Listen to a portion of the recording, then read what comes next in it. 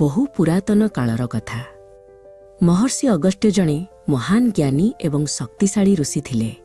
से सारा जीवन जगतर कल्याण पई तपस्यारे मग्न रहुथिले।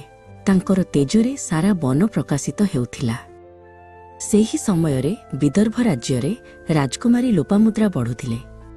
से केवल अपूर्व सुंदरी नथिले बरं अत्यंत बुद्धिमती एवं धार्मिक मध्य थिले। से प्रकृति को बहुत भल पाउथिले। दिने ऋषि अगस्त्य राजांक प्रासाद को आसिले। से राजकुमारी लोपामुद्रा को विवाह करिबा पई प्रस्ताव देले। राजा प्रथमे संकोच कले, किंतु लोपामुद्रा जणे ऋषिंक पत्नी हेबाकू गौरव मने कले। एक शुभ मुहूर्तरे अगस्त्य एवं लोपामुद्रांक विवाह संपन्न हेला।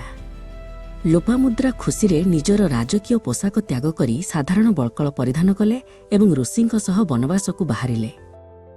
जंगलर एक छोट कुटीर सेमाने बास कले। लोपामुद्रा भक्तिर सह अगस्त्यंक सेवा करुथिले।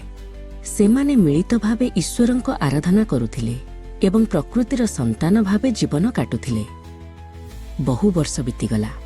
दिने लोपामुद्रा अगस्त्यंकु कहिले जे से किछि दान धर्म करिबाकु चाहंती, जेउथिपई धनर आवश्यकता अछि। अगस्त्य तांकर एही नेक इच्छाकु पूर्ण करिबाकु प्रतिश्रुति देले। धन संग्रह पई अगस्त्य असुर राजा इल्वळंक पाखकु गले। इल्वळ अत्यंत चतुर थिले एवं से तांक भाई बातापींक सह मिसी ऋषिमानंकु कष्ट देउथिले। से अगस्त्यंकु एक भोजी पई निमंत्रण कले। अगस्त्य निजर दिव्य शक्ति रे इल्वळंक चालाकी बुझी पारिले।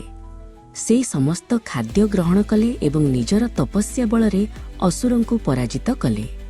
भयभीत होई इल्वळ ऋषिंकु प्रचुर धन और रत्न प्रदान कले। अगस्त्य सेही समस्त धन धरी निज कुटीर को फेरिले। लोपामुद्रा बहुत खुशी हेले। सेमाने सेही धन को केवल निज पई नुहे बरं गरीब और असहाय लोकंक साहाय्यरे लगाइले। परवर्ती समयरे लोपामुद्रा कावेरी नदी रूपरे प्रवाहित हेले, जहा दक्षिण भारतर शुष्क भूमि को सबुज सुंदर कला। अगस्त्य एवं लोपामुद्रांक एही त्याग और भक्तिर कहानी आज भी आम पई प्रेरणादायी।